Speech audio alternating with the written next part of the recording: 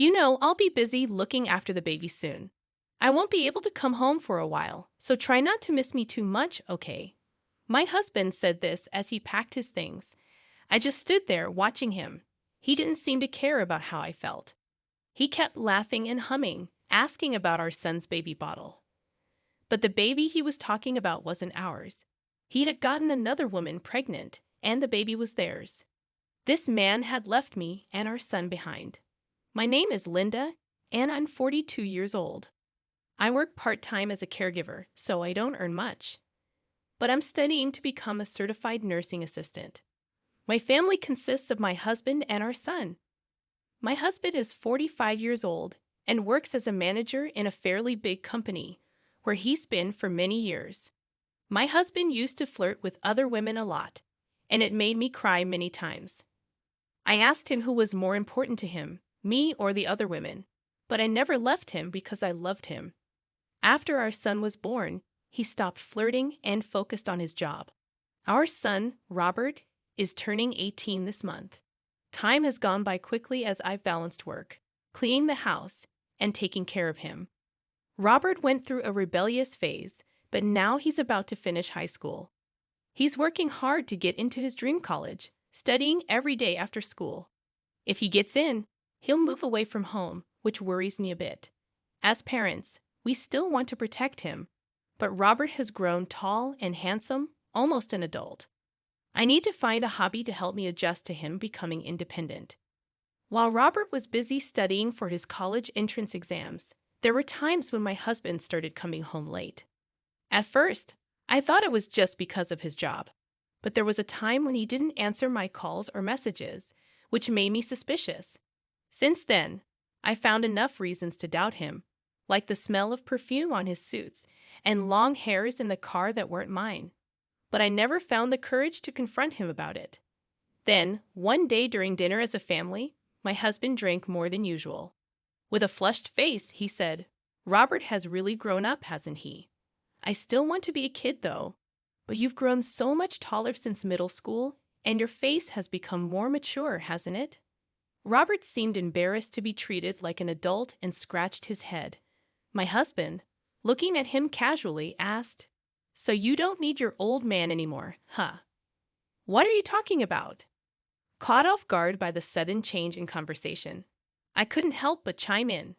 Both Robert and I looked at him suspiciously as my husband finished the rest of his beer and said, "Well, the thing is, my girlfriend is pregnant."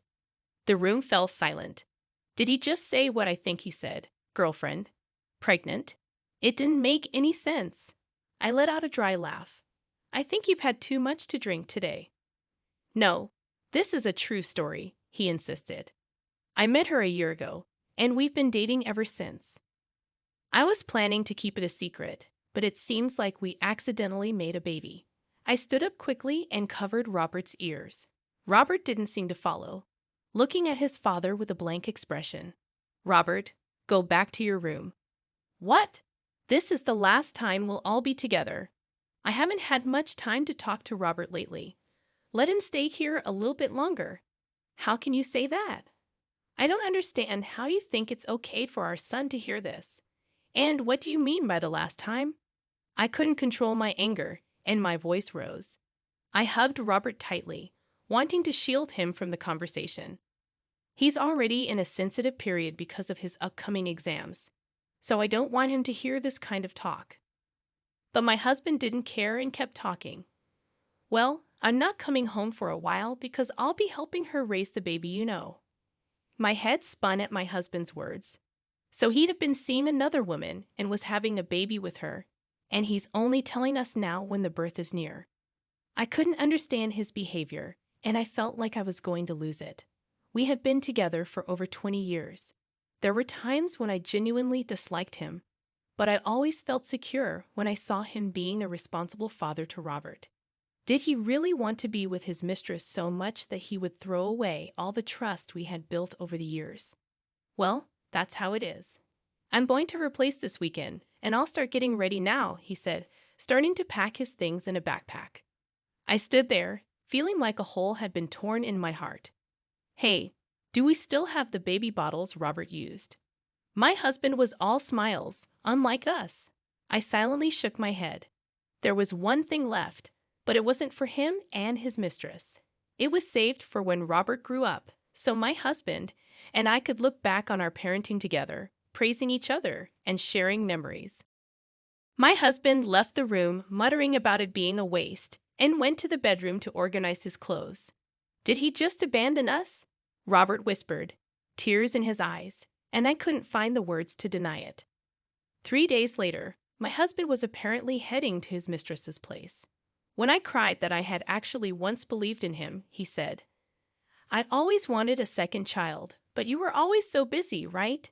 And while we were doing all that, we got older and older. I knew we couldn't have another one."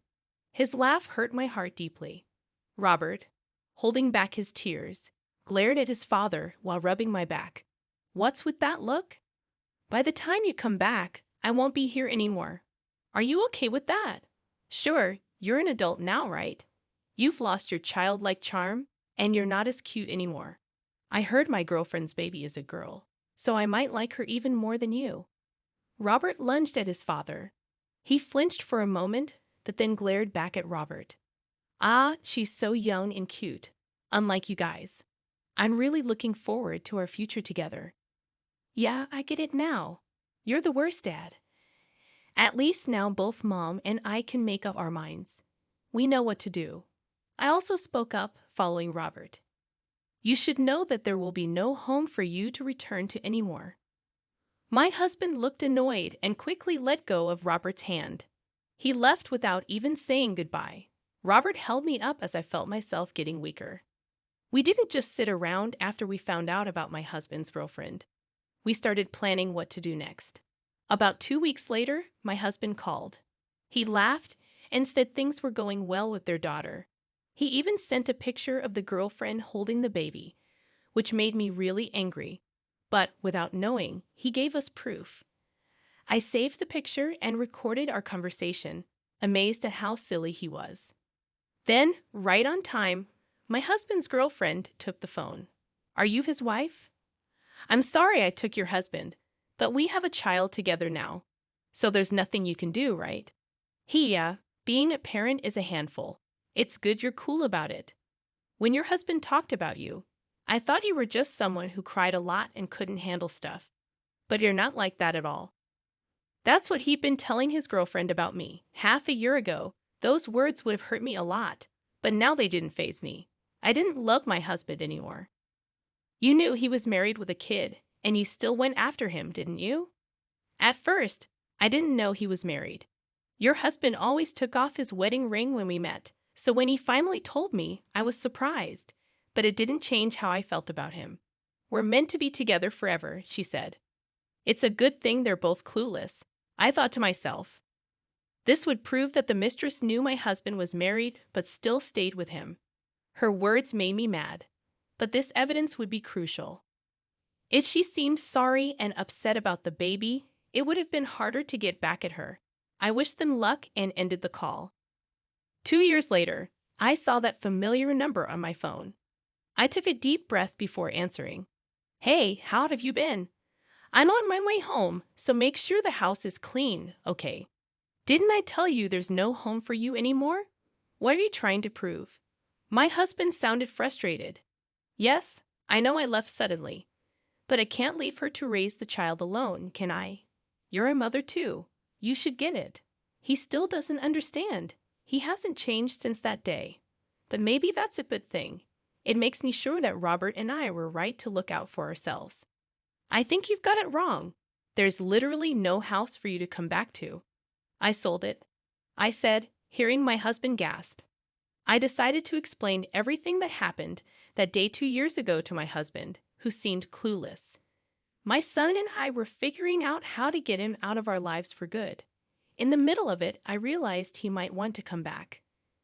But after all he'd done and said, I couldn't live with him anymore. Even our house felt tainted now. When I shared this, Robert calmly asked me, "Isn't this house in your mom's name?" "Yes, we renovated and moved into this house that I inherited from my grandfather," I replied. "In that case, why don't we sell it?" Robert suggested. His suggestion surprised me, but selling the house would make sure my husband couldn't come back. Plus, we could use the money to hire a lawyer and a private investigator for the divorce. Robert had been saving money for months so we could live without worries. With his savings and a bit more, I could move away with him.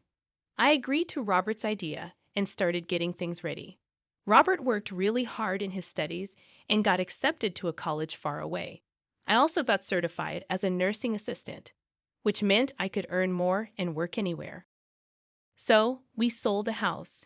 We made sure to get permission from my grandfather, who had taken care of me like my parents since mine had passed away early. When I told him about my husband, he was really mad. My grandparents gave us some of their savings to help us start our new life. They insisted, saying they didn't need the money at their age. They handed me an envelope filled with cash, and I was moved to tears by their kindness. With their help, we moved to the state where Robert's college was located. You never cared about what we were doing while Robert was studying for his exams, so I bet you don't know where we live now, I told my husband. You can't trick me like that. My husband's voice got louder, sounding panicked. If you're lying, come prove it yourself. We're busy, so we'll hang up now. Hey, wait. Robert, who had been quietly listening, took the phone from me. Dad, remember what you said? That we don't need you anymore. We agree. We don't need a dad who leaves us for his girlfriend. With a firm tone, Robert told him this, and my husband started crying. Please don't leave me. I know I messed up. I took the phone back, ready to end things. You might not want a divorce, but we're moving forward with it. And did you know? If your girlfriend's baby was conceived during our marriage, you'll have to pay even more in alimony. Better start preparing for that. I hung up without waiting for his reply. He kept calling, but I ignored it. I didn't need any more stress. From now on, my husband would have to deal with the costs of raising his girlfriend's child and paying me alimony.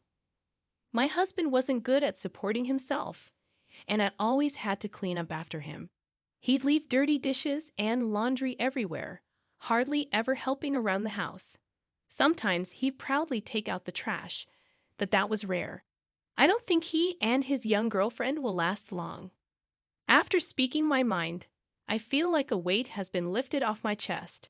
I take a deep breath. Robert looks worried about me. I'm okay. I said what I needed to, and I feel much better now. Let's go out and eat something you like today. I force a smile at Robert, even though I'm tired. He still looks worried, but he tries to be cheerful for my sake. Seeing my smiling son debating between steak, sushi, or pizza is absolutely adorable. We've been through a lot of tough times, but let's make even more happy memories. This new place is unfamiliar, but Robert and I will be just fine. I need to work hard to help him become more independent. When I decided to live with him, he was glad to still get my home-cooked meals, since he's not great at cooking. But now, having friends over or getting a girlfriend might be awkward with me around. Robert is so caring that he'll always worry about me, and his girlfriend might get tired of it eventually. I'll need to teach him how to cook so he can live on his own, which means I'll be even busier. Even though my husband is gone, I don't feel lonely anymore. Thinking about our future life together, I laugh and feel refreshed. With my husband completely out of my life, I can live the rest of my days with a clear conscience.